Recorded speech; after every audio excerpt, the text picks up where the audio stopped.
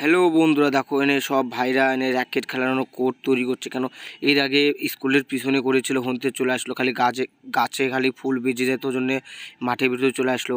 দেখো এনে সব ভাই কাজ করছে, দুটা ভাই খেলছে। দেখো এই ভাইটা হাসি, দেখো এই ভাইটা ছোটোদের মধ্যে ওই বড়, তো ও খালি দেখছিলো। আর এদিকে মেনতার টেনতার সব করে আছে। দেখো আমাদের ভুমল দাদু এদিকে খেলছে। আমি চাইলাম, আমাকে দিল না, আমাকে ধমক দিয়ে সরাই দিল, যা তখন দিকে। দেখো এই ভিতর দিয়ে তার নিয়ে যাচ্ছে, আর এই ভাইটা সব সময় ঢেলাঢেলি করছে, আমাকেও ঢেল মারতে নিয়েছিল, কেন আমি ভিডিওটা অন করছিল। কিন্তু এই দুইটা ভাই পুরা প্রেমের গল্প করছিল, দেখতে পাচ্ছ। মানে এত প্রেমের গল্প, মানে একটু বয়সে বেশি পেকে গিয়েছে, জানোই সব সাওয়াল পাল মানুষ, মেয়ের পেছনে বেশি ঘোরাঘুরি করে। আমি ক্যামেরাটা নিয়ে এসেছি, চুপচাপ হয়ে গেছে। আর দেখো এই ভাইটা হাত দিয়ে ক্যামেরা ঢাকে দিয়ে নিচ্ছিল, তো আমি চলে আসছি। তো বললাম তোরা গল্প কর, আমি যাই এখানটা থেকে। দেখো এটা হলো বিবেক, আমাদের ছোট ভাই।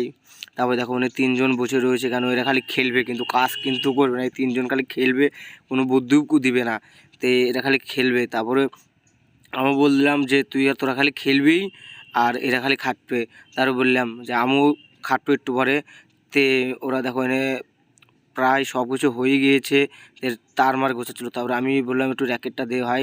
তো ভুমল দাদুর কাছ থেকে আমি র্যাকেটটা নিয়ে নিয়েছি, একটু খেলছি। কিন্তু আমি খেলতে পারি না র্যাকেট, কেন আমি পারি না, যেটা আমি খেলি না কেন, সবসময় কাজে ব্যস্ত থাকি, তার সময় পাই না। দেখো না কেমন করে লাফাতালাফি করছি, তা বলটা আমার কাছে মিস হয়ে গেল, পাই না। তারপরে রাত্রেবেলা দেখো আমাদের কমপ্লিট হয়ে যাওয়ার পর দেখো খেলাটা শুরু হয়ে গেছে, দেখতে পাচ্ছ না, সবাই চলে আসছে। বললাম না, ছোটরা মিলে সবাই